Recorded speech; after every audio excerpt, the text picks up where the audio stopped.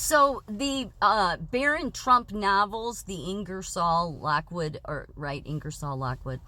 There was two Baron Trump adventures. One was Underground Adventures, and another one was written in 1889.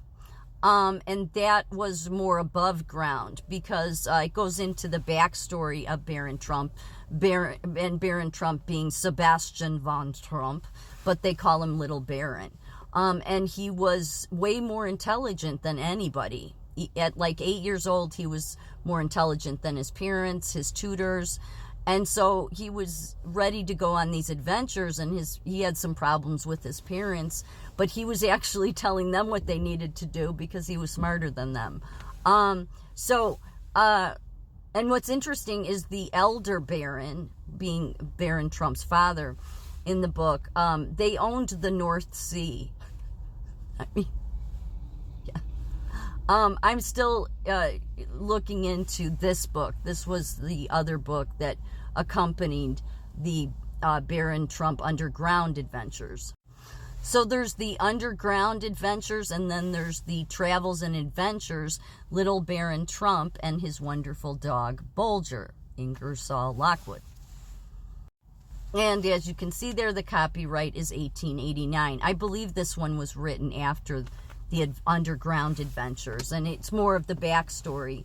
So, Baron Trump is more intelligent than anybody, and they represent it in the storybook as this. Yeah. And that his head was studied by scientists. And I think for the storybook, they represent Baron Trump's head as big. And when he goes to these, on these adventures where he likes to meet different civilizations and learn about them. Some he doesn't like. I'm going to get to a couple of those in a minute, because they apply to today. But I think for the storybook, this is the picture. And when he goes and meets certain civilizations, if he trusts them, they want to rub his head. But he had like bumps and stuff on his head as well, but they weren't anything like bad. I think what this represents isn't somebody that has a big head, but it's that they're using the fullness of their brain. Because everybody says that we only use 5% of our brain. And so I think this is a way of representing that Baron Trump used all of his brain, which is why he was so smart. They have this book and the other one. They have different covers for them. And obviously there's that picture but it's a different book. It's Travels and Adventures of Little Baron Trump and his wonderful dog Bulger. This is more above ground. So, he runs into the globalists. And Little Baron Trump calls them wind eaters. The wind eaters. Because they really don't eat anything because they do not want to touch the land. This would be why the globalists, they backed off from us having to eat bugs, but that was really something they were trying out. They were actually, gave people bags of chips with like crickets that were covered in cheddar cheese. They really did that. Now, I think they've backed off from that because they realized people thought, you know what, you people are nuts, and they are. But that was insanity. But yeah, they would rather you eat bugs than take from the land. So Baron Trump describes the wind eaters as people that they get whatever nutrition they can from bacteria in the air. Just think it's funny. It's a perfect name for them, wind eaters. But they're basically, it's about, there's nothing nutritious, no meat. And so Baron Trump runs into the wind eaters and they want him to live with them. But it's not going to work because he likes to eat. They don't want you to eat. They're obsessed with the land. They were back then, apparently. And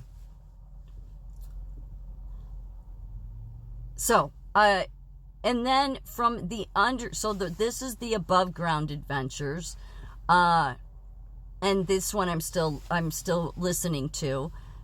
And then the underground adventures also ended when I was finished listening to that book, one of the last civilizations they came across, Barron Trump called them the Happy Forgetters. You'll recognize who this group is. The Happy Forgetters were strictly vegetable eaters, feeding upon the various fungus plants growing in these caverns in great profusion, together with a very nutritious and pleasant tasting jelly made from a hardened gum of vegetable origin, which abound in the crevices of certain rocks.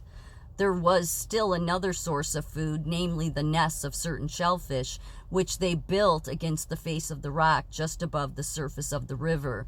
These dissolved in boiling water and made an excellent broth, very much like the soup from edible birds' nests.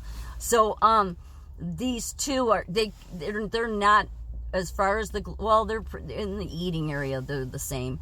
But what these people do, the Happy Forgetters, the reason he names them that is because these are the people that spend a lot of their life gaining knowledge, okay? Gaining knowledge, gaining wisdom, gaining things, and then all of a sudden decide one day, like, I want to be a minimalist. I need to get rid of everything. I need to let go of my knowledge. And so little Barron Trump mocks this. He says these people, they can't change because most people want to gain knowledge, and yet these people wanted to get rid of the knowledge they had gained. So that's why he calls them the Happy Forgetters, because they just say, I need to let this go, I need to let that go, I don't need so many clothes, I just need 3 pairs. It's your whole minimalist attitude, right? It is. And it's also, it's very much when he comes across the very first Happy Forgetter, the guy is meditating. So it goes along with not trying to mock the Buddhism stuff, but again, they're the ones that say you need to just let everything go. So Barron Trump's point to that is that's what makes you stupid. And it does, because there's a time and place and when you need to be grounded to be in the here and now. But what a lot of those groups or your Eckhart Tolle's teach is, no, we just never think about the past, never think about the future. We only stay in the now. Okay, well, that's what makes you stupid. That's what little Barron Trump's point is. And so when you're just willing to let go of everything and just, we accept everything and we're not going to attach to anything, then you're just making yourself stupid. You are. And besides that, it also goes along with that phony happiness. So these people, and I mentioned them before, because they're so inauthentic, it's what makes it fake happiness. Because they say, I can only be around positive energy. Yeah, well, that's not authentic, because not every day is a joyous day. Yet there's those people, and they're like the Happy Forgetters. They convince themselves, oh, I'm peaceful, I'm happy. And it's like, yeah, it's just all a facade. You have forgotten so much of who you are that you don't realize that you're not happy. Because he says they forget so much, some of them forget their own name. Because they let everything go. They just want to pour their brain out and then just become a blah. And then oftentimes become paranoid of others. So Barron Trump did not stay in this civilization long. He wanted to get out of there because he said, you can't change this group.